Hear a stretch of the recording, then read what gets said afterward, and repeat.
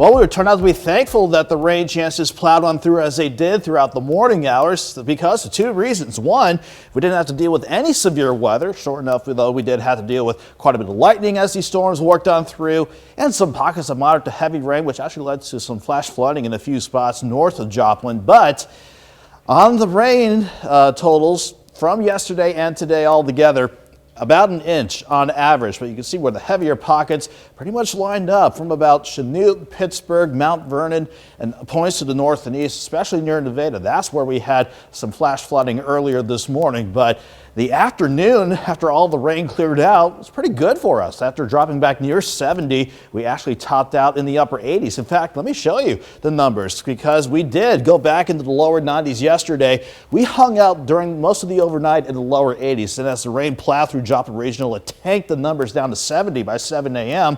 And still not a bad afternoon. We'll make do with upper 80s for sure before we see the 90s return starting tomorrow and much hotter temperatures for the early part of next week. At least it looks nice from 7th and Range Line, and it really doesn't feel too bad outside. It's 87 degrees, but with that dew point of 73, it does make it feel like 94, but at least we'll take these dew points when the temperature's in the 80s. Much better than with those same numbers, but 90s being in play. Most of us are in the mid to upper 80s at 6:15 on a Saturday evening, but for the humidity coming into play still as we get this evening underway, it may feel like the mid 90s at the worst in some spots, but I still expect us to stay warm this evening, drop into the upper 70s by 10, ultimately down near 70 tonight, while we still keep an eye on the front, the same front that brought in the thunderstorms.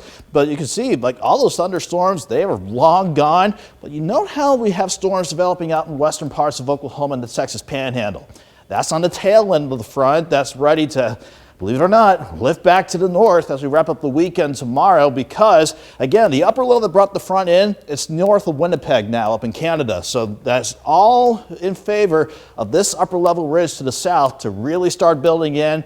That's what's going to keep us hot for much of next week. So during the evening hours, we're dry. Any outdoor plans, I say you're good to go. But as we go into the overnight, we'll keep an eye out for maybe a stray storm or two to try to sneak in from the west. But for those that picked up quite a bit of rain from this morning, you could actually start the day out with some patchy fog. I don't think it'll be dense, but still something we'll watch as overnight lows drop back near 70.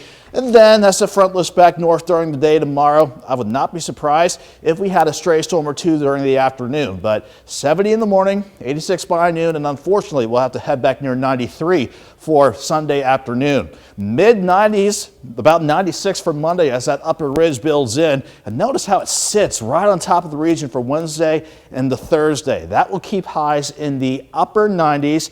Humidity levels stay just low enough where we don't have to worry about heat advisories as of now. And even with a weakness in that ridge, Chris, trying to bring in some thunderstorm chances by late next week, it is going to be pure summer with these numbers lined up. 93 tomorrow, 96 Monday, 98 on Tuesday. Don't forget about the morning lows, a little relief from the heat from each morning with lows in the mid 70s. It is definitely a nice return to summer. Not a nice return, but just a return to summer in general. Well, Mother Nature does whatever she does. That's true. Nick, thank you so much. Danny